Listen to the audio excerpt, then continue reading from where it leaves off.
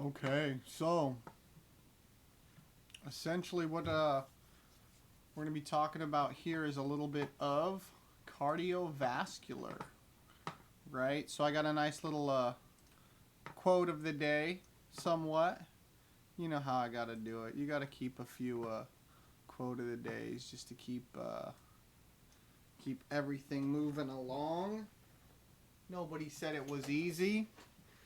Ain't nobody claiming that these things are easy. Does that make sense? I'm hoping that makes sense. Because you gotta take some things serious. You know what I'm saying? So, what we'll do here is we're gonna talk a little bit about cardiovascular disease. This is the number one killer above like murder and cancer and like all of these other crazy things that tend to happen in throughout our lifetime. So let's get it cracking. We gotta get going. You know what I'm saying? There's a few extra little whippity snickets there. So I'm gonna throw up right here the cardiovascular disease definition. So cardiovascular disease is known as heart disease. Okay, it refers to the following four entities, which is just basically four different symptoms that you might die from your heart exploding in your chest. Okay? Last thing you want, trust me when I say this, the last thing that you want is your heart exploding in your freaking chest. Not a fun time. I feel like it's not a fun time. But then again, that is mostly just me. Okay?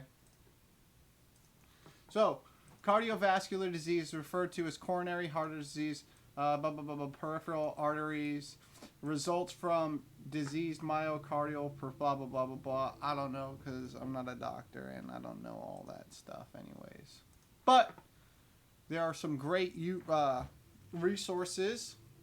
Dr. Berg, Thomas DeLauer, a lot of ways. So let me backpedal. The way that I keep my cardiovascular approach kind of in check for myself is by checking on my heart. So most of what can happen is the heart's recovery is a big thing. Like if your heart cannot recover quick enough, then that's when you're really at risk. And so the way that we measure this is you take your pulse. So you could check, I would say check your resting one, but I feel like that has more to do with like blood pressures, like diastolic and all these other stolic things. And so what you do is you do some light exercise, something that kind of gets your blood flowing. It's get your heart rate up, and then you check your pulse. So you count your pulse, count your beats in, and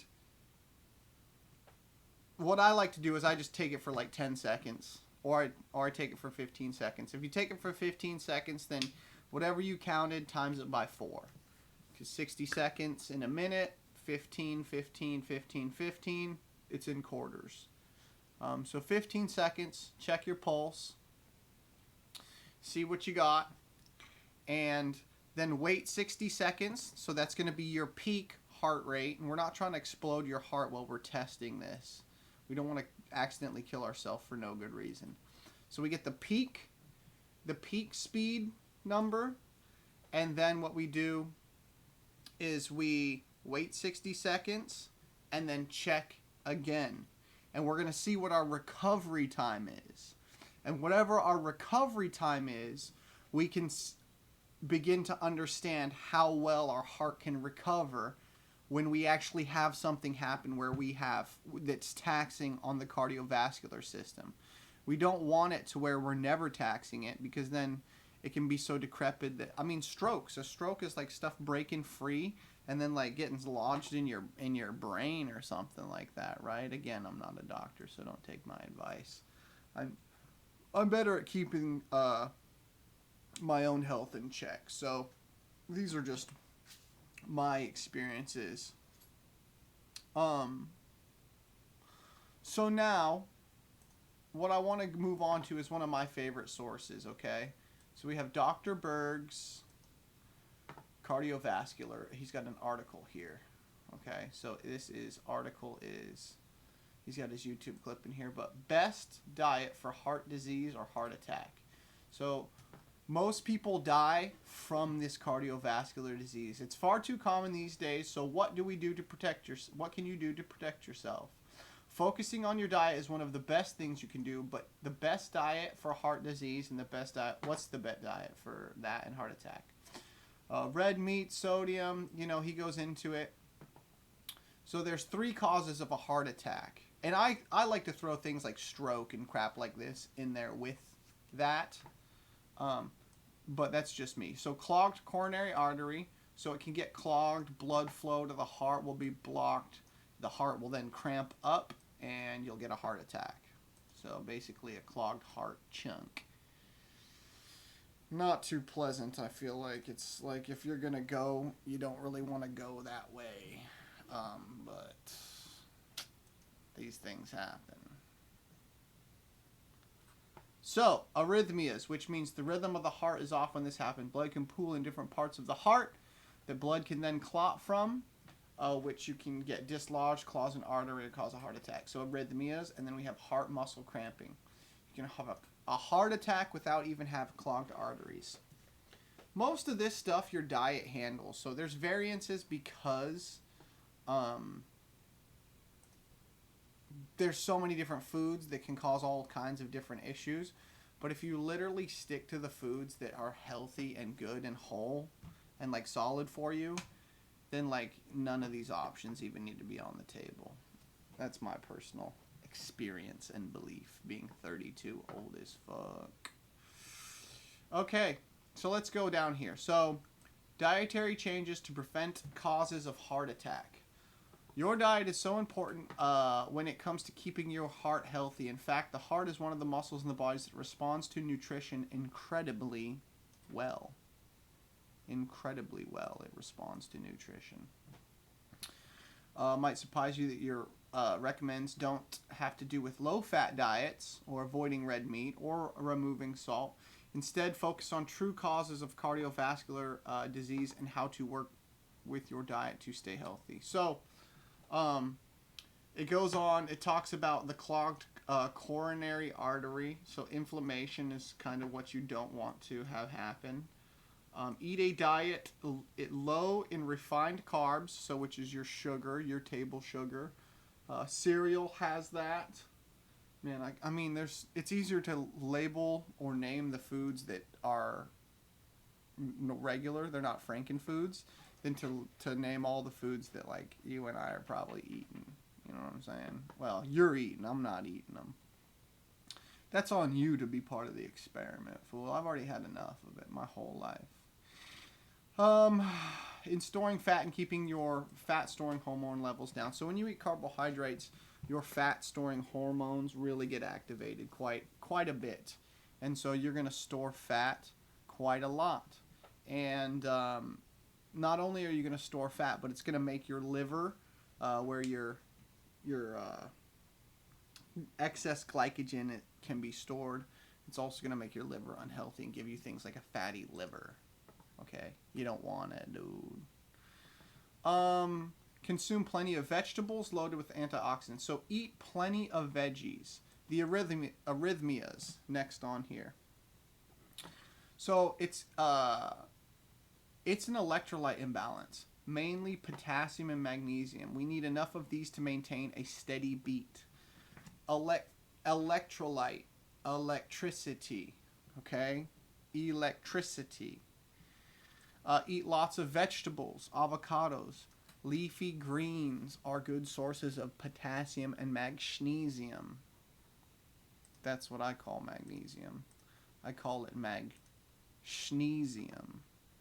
And I know it's a little bit suspect and awkward. You know what I'm saying? Suspect. But, you know, I like to do that, and it tastes good, but it feels better than it tastes. So keeping your fat-storing hormones in check. We come down here to the third option on this article here that we're rocking with, and I personally love this stuff because I've applied this for the last 7 years to my life, and I have had nothing but the best results. So that's why I'm even here talking about it. You know, I share it, I believe in it, I use it. It's life-changing type of information, but you got to get it somewhere, because if you can't get the information, then you don't even know that, you know, you can be a prisoner in your own body, dude. Like, that's why I'm here. I'm here to open it up. You know what I'm saying? FBI, open up! Feel me? So, avoid refined grains. So you can become deficient in these vitamins when you consume too many grains. You don't want to eat too many refined grains. Stay away from whole grains. Well, you might have heard that whole grains are good for heart health, blood pressure, cardiovascular disease. We might recommend against them. Whole grains do have vitamin E and B vitamins, but when they get ground up, the nutrients oxidize quickly. So you're grinding grains. Unless you're grinding the grains yourself, then cooking with them, which isn't practical, destroyed vitamins. So that's why they always do things like, what do they call it? They call it this thing, enriched. They enrich, you know, for the stuff that they kind of, it's literally just to make the product sell better. And I think personally chalk a lot of it up to marketing tactics, which I don't think is super honest sometimes, and it's not fair to people who aren't educated enough to even know that they're like in a fight for their life, right? But that's how it is, you know. As a side note, I'll just tell you what I like to do for my late night cravings. It's not Tebow. But what I do for my late night cravings is I keep a lot of bananas, apples, oranges, pineapples, anything, berries, blackberries, strawberries. I'll $15 a week in produce of that type, okay? Because at nighttime, maybe I'll have a little bit of peanut butter and honey, but you know, that's a little bit iffy sometimes.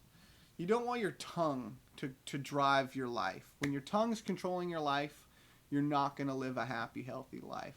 And so that's what I always say. I always promote the fact that you need to break your tongue so you're in control of it and it's not in control of you.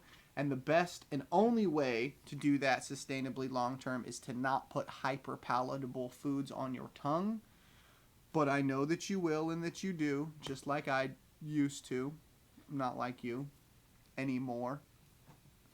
But is through fasting, restricting the tongue from tasting those flavor enhanced type of things. Instead, my tongue mostly just gets those delicious apples, fruits, pears, peaches, all from legit produce sources.